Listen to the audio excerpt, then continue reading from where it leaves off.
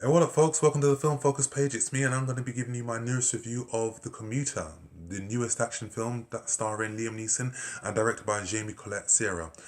And this film marks the fourth collaboration between Sierra and Neeson, with their previous efforts including Unknown, Run All Night, and their most recent high-profile effort, Non-Stop. Now, in this film, Neeson plays a character called Michael McCauley. He's an ex-New York City police officer who's now working as an insurance salesman. He takes the train to work every day. He knows everybody on the train, and he's just stuck in the usual routine of work. And whilst he is at his office, he gets laid off after 10 years of service with this company. Feeling deflated and feeling used and feeling angry, he goes home, doesn't disclose to his wife that he's been fired, but it's on the train ride home that he meets a person, a mysterious woman called Joanna, played by Vera Farmiga, and they struck up a conversation together. And during the conversation, Joanna discloses to him, "You know what? If you can find someone for me on this train, I will give you £100,000." She discloses that the person that they're looking for is a person called Prin. While she leaves the train, Joanna discloses to Michael that she knew that he was once a ex New York City police officer, and that's when he realizes that something isn't right here. And sooner we discover that Michael realizes that there is an envelope with money in it, but also another envelope with his wife's wedding ring in it, and she realizes that his family have been held to ransom, and it is a case of being a race against time for him to locate this person called Prin. Now, Prin is a witness that we discover was a witness to a crime, and it is the evidence that this person holds that can implicate a lot of high-profile people who will kill her to keep themselves protected. And for me, the film premise starts off interesting. You get the essence. The conversation between Joanna and Michael. It's almost like strangers on a train.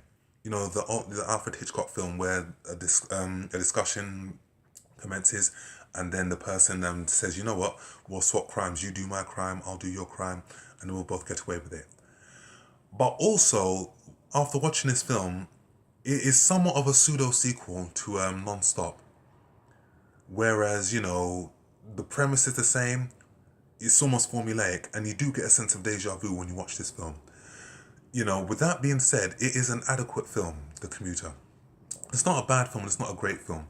There are a few great thrills here and there, and there are some good action sequences here, but again, compared to their previous effort, this film falls below par, purely because Non-Stop got there first. Non-Stop got there first in terms of the premise, in terms of the idea, and in terms of the execution of the idea. This is just Non-Stop on a train, for want of a better word. But with that being said, there are some good performances. Liam Neeson, as always, is always reliable in this film. I do feel that his friend Patrick Wilson, who plays Murphy in this film, his co-worker and friend, he was quite reliable in this film. And also Sam Neill was in this film. And for me, I don't know why, because his performance is more like a cameo. He's not even in the film that often. And there are some good action sequences in this film, and some of the fight sequences were poorly edited and poorly put together. And you can tell that there was a lot of stunt work and possibly some CGI used in this film as well. And, Liam Neeson is pushing 60 or is 60 already. I think that could be the reason why they did that. But with that being said, this film does have its moments of tension. But for me, again, after seeing Non-Stop, you do feel that this is like deja vu. It's very routine. The premise of this film, it has been done before. And it has been done better before. And this film is adequate. And there was a final revelation in this film that I found to be where, Michael does eventually get to find the witness, the person that he's looking for. And there's a revelation that is made, and you can actually see where this takes the final act of the film, and you can see it coming a mile off. I saw it coming a mile off, and I thought it was quite disappointing. So, this collaboration between Sierra and Neeson is good, but this one, I think, is their weakest effort thus far. The Commuter is not a bad film, and it's not a great film either. It was adequate. This is something that I could just watch on, DVD or on demand. But as always, Liam Neeson, more credit to him. He's doing what he's doing best. He's doing action films, and he's like making the best of his talent and his physicality as an actor and as an ex-boxer. So more power to him. But as a film, I'd say that, it was kind of weak in places. So overall, I'll give The Commuter 5 out of 10. I think this is something that you can wait to watch on Netflix or video demand or on DVD.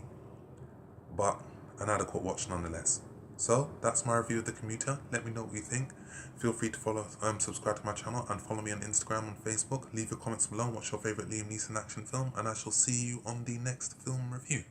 Take care.